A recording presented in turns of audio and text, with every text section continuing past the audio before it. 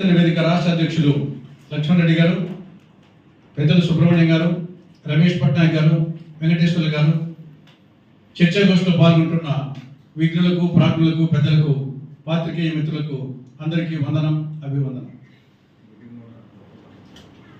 ఇంతకుముందు లక్ష్మణ్ రెడ్డి గారు చెప్పినట్టు ముగ్గురు ప్రముఖ వ్యక్తులు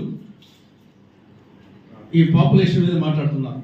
జనాభా పెంచాలనే వాళ్ళు ముగ్గురు ప్రముఖ వ్యక్తులు. ఒకరేమో చంద్రబాబు నాయుడు గారు, రెండో వారేమో స్టాలిన్ గారు, మూడో వారేమో RSH మోహన్ భగవత్ గారు. ముగ్గురు మూడు వేర్వేరు కారణాలు చూపిస్తున్నారు. చంద్రబాబు నాయుడు గారేమో సుబ్రహ్మణ్యం గారు చెప్పినట్టు వర్క్ ఫోర్స్ పనిచేసే వాళ్ళు తగ్గిపోతున్నారు అనేది, ఇంకా మిగతా అనేక అంశాలు ఉన్నాయి. అది చంద్రబాబు నాయుడు గారు ఆర్గ్యుమెంట్. స్టాలిన్ గారు ఆర్గ్యుమెంట్ ఏమి, దేశంలో ప్రాంతీయ సమస్యలు వస్తాయి, ఉత్తరాది వాళ్ళు ఎక్కువ మంది పిల్లలు కంటున్నారు, జనాభా పాపులేషన్ పెరుగుతూ ఉంది, పర్యవసానంగా ఈ యొక్క లోక్సభ నియోజకవర్గాల పునర్విభజనప్పుడు దక్షిణాది రాష్ట్రాలు దెబ్బతింటాయి, దానివల్ల వచ్చేసి మనకు విలువ లేకుండా పోతుంది అనేది ఆయన ఆర్గ్యుమెంట్. కాబట్టి మనం కూడా కనాలి.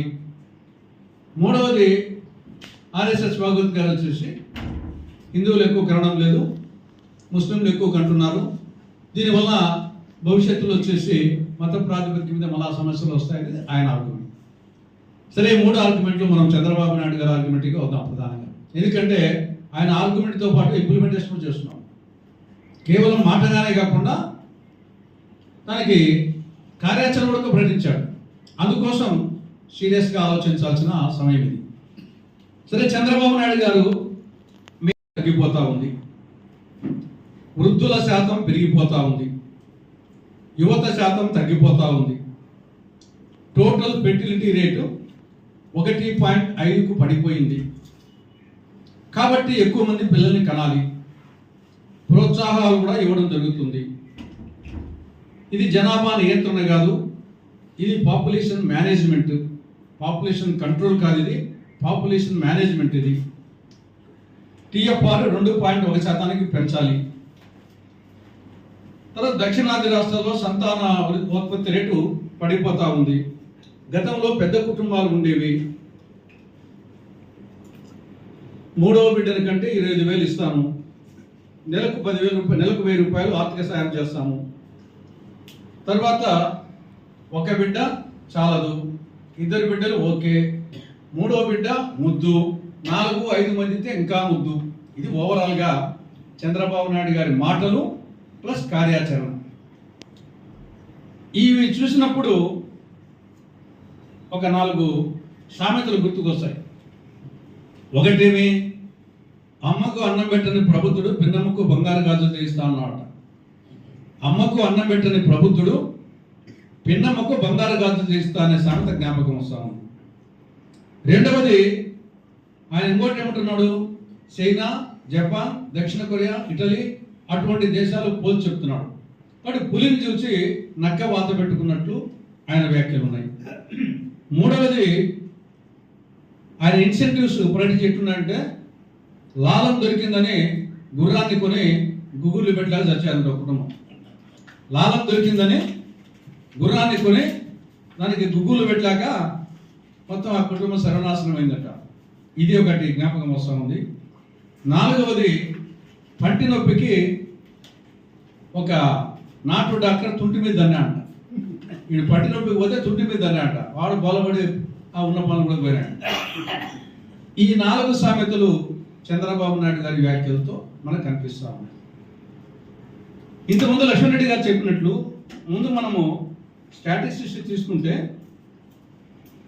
ప్రస్తుతము ప్రపంచంలో చిన్న పెద్ద ఐక్యరాష్ట్రసమితిలో నమోదైన దేశాలు అన్నీ కలుపుకుంటే 242 దేశాలు, చిన్న పెద్ద అన్ని కలుపుకుంటే 242 కంట్రీస్ ఉన్నాయి ప్రపంచంలో.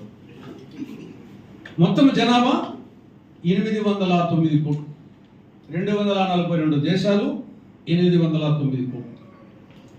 ఇందులో 242లో 1 మంది, 242లో 1, కానీ 809లో మంది ఎంత, 147 కోట్లు. 809లో 147 కోట్లు. 242లో 1.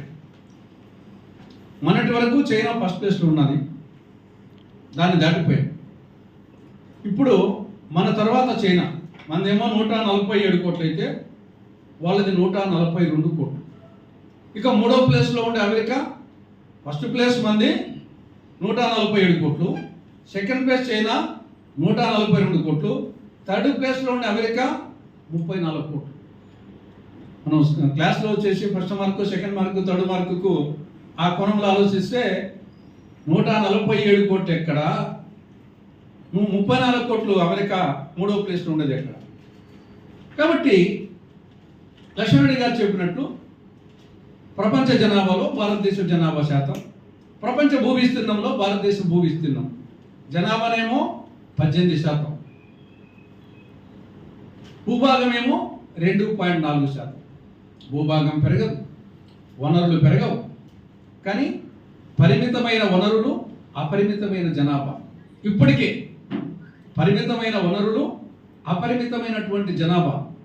ఎందుకు అపరిమితం అంటే ఇప్పటికే 809 కోట్లలో 147 కోట్లు, 18%లో 2.4%లో 18%. కాబట్టి ఒకటి జనాభా, 2 జనసాంద్రత, అంటే ఒక చదరపు కిలోమీటర్లో ఎంతమంది ఉన్నారు అనేది జనసాంద్రత తీసుకుంటే ప్రపంచ సగటు జనసాంద్రత చదరపు కిలోమీటర్కు 55. ప్రపంచం అన్ని ఖండాలు, అన్ని దేశాలు 242 తీసుకుంటే సగటు జనాభా జనాభా చదరపు కిలోమీటర్కు జనసాంద్రత 55. మంది ఎంత? 488. ప్రపంచ సగటు 55, మందేమో 488. సెకండ్ ప్లేస్లో ఉన్న చైనా ఎంత? 151. థర్డ్ ప్లేస్లో ఉన్న అమెరికా ఎంత? 38. అభివృద్ధి చెందిన రష్యా ఎంత? 9 మంది. జనసాంద్రత ప్రపంచమేమో సగటు 55, భారతదేశం 488.